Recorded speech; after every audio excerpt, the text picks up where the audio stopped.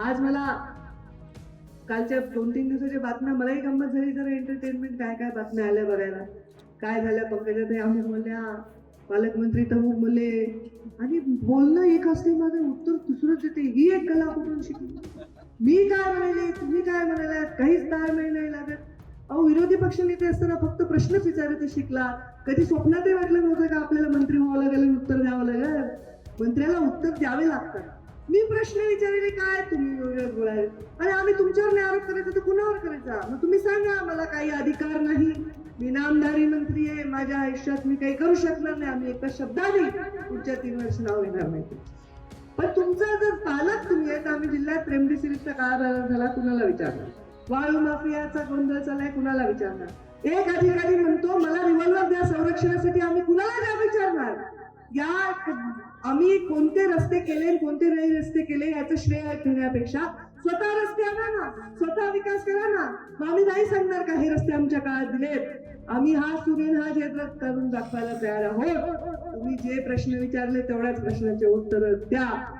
सभागृहामध्ये जसे उत्तर द्यावे लागतात तसे जनतेच्या सभागृहामध्ये सुद्धा द्यावे लागतात. त्यामुळे आम्ही बोलतोय कारण तुम्ही दुसरं बोलून बातमी होऊ शकते, पण जनता फार हुशार आहे. त्यातल्या त्यात बीडची जनता तर फारच हुशार आहे. इतकी हुशार आहे ती बरोबर सगळ्यांना साईज मध्ये ठेवते, जास्त उडू देत नाही. कुणाची पत्तंग कुठे कापायची बीड जिल्ह्याच्या जनतेला चांगलं माहिती. आम्हाला पण बीड जिल्ह्याच्या या कार्यक्रमाला आवर्जून उपस्थित आदरणीय दादा, सॉरी आत्ताच करोनातून बाहेर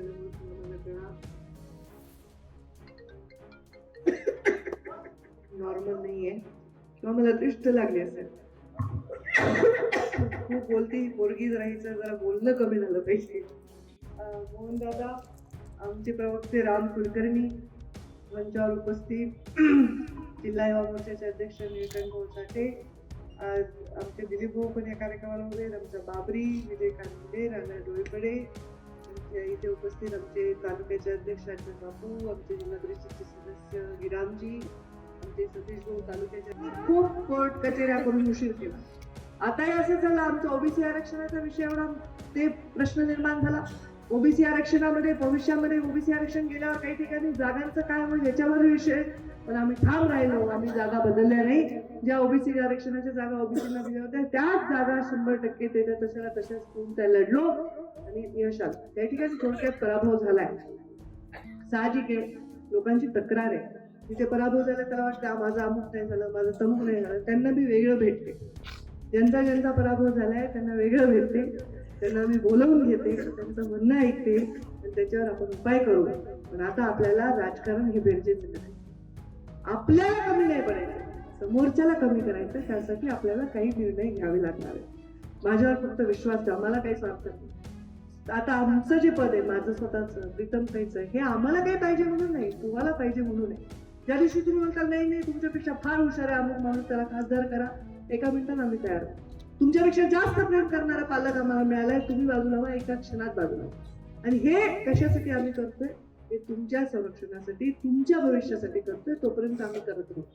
आज मला कालच्या 2-3 दिवसाच्या बातम्या मलाही गंमत झाली, जरा एंटरटेनमेंट काय काय बातम्या आल्या बघायला. काय झालं, पंकजाताई अमुक बोलल्या, पालकमंत्री तमुक बोलले, आणि बोलणं एक असते माझं उत्तर दुसरंच येते. ही एक कला कुठून शिकली? मी काय म्हणाले, तुम्ही काय म्हणालात, काहीच ताळमेळ नाही लागत.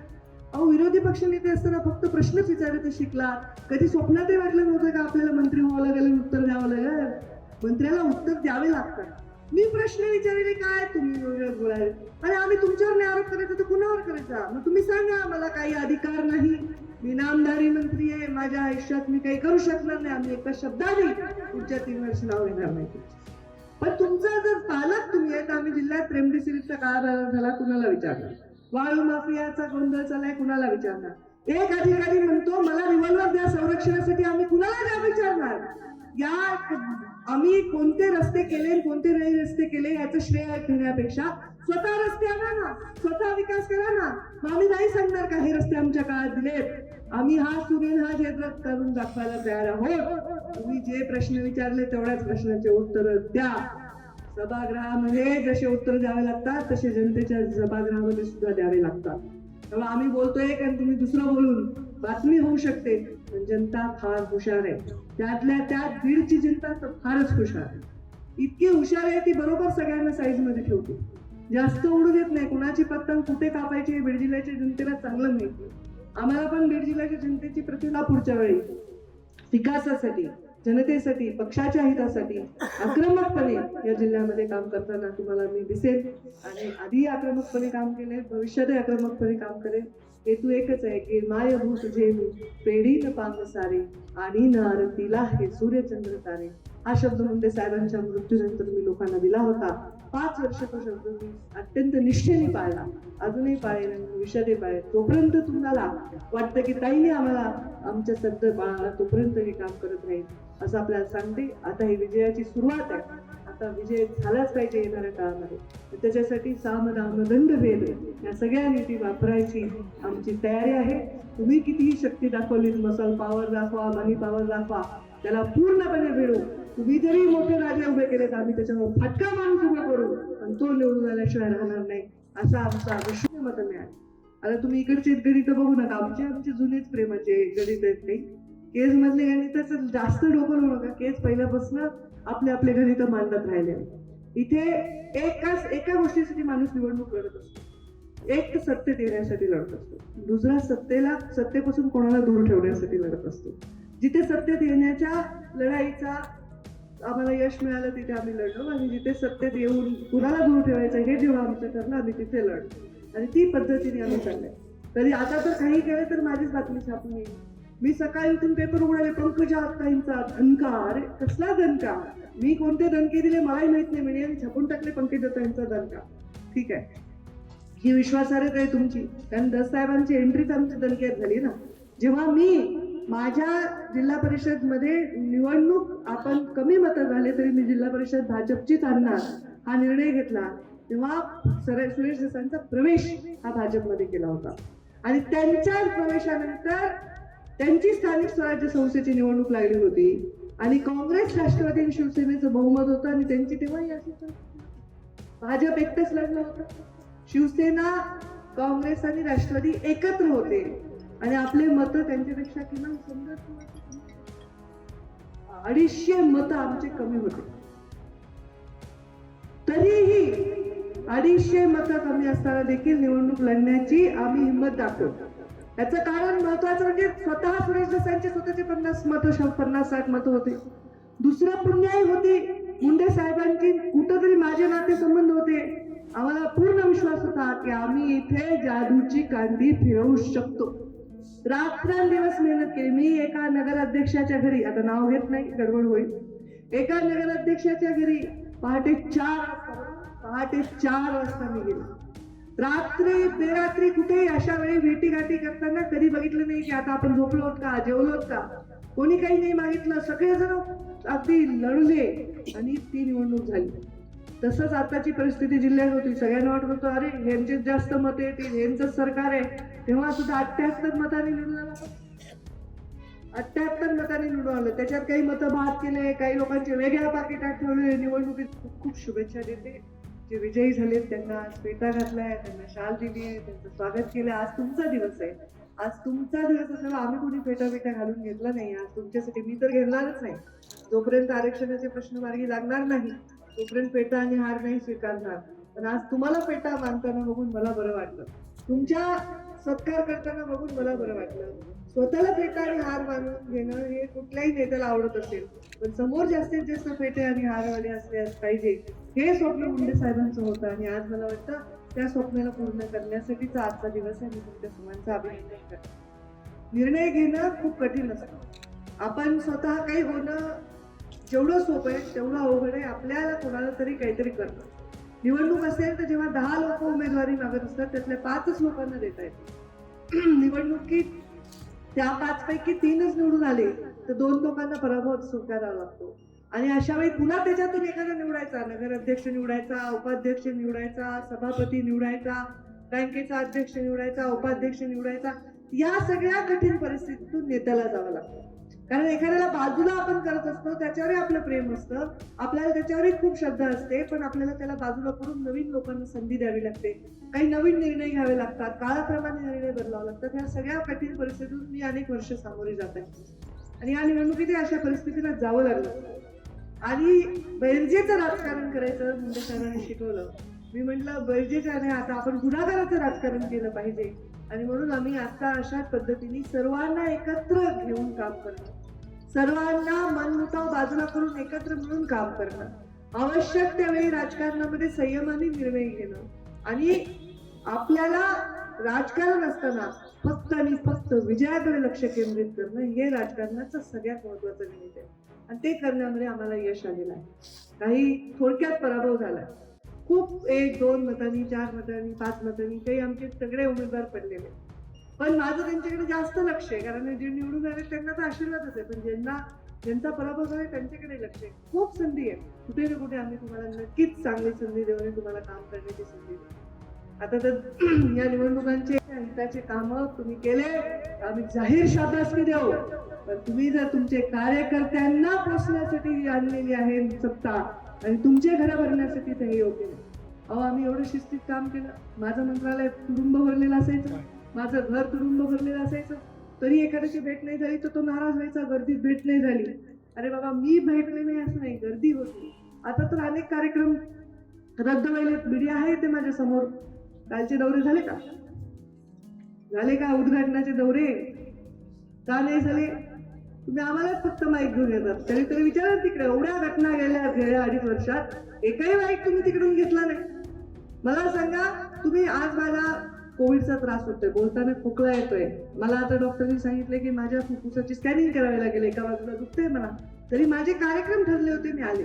तुला जे काय करायचं 30 तारखेनंतर करा. आज कमिटमेंट ही राजकारणामध्ये आपण एखाद्याला शब्द दिलाय, वेळ दिली आहे, ती शब्द वेळ पाळणे.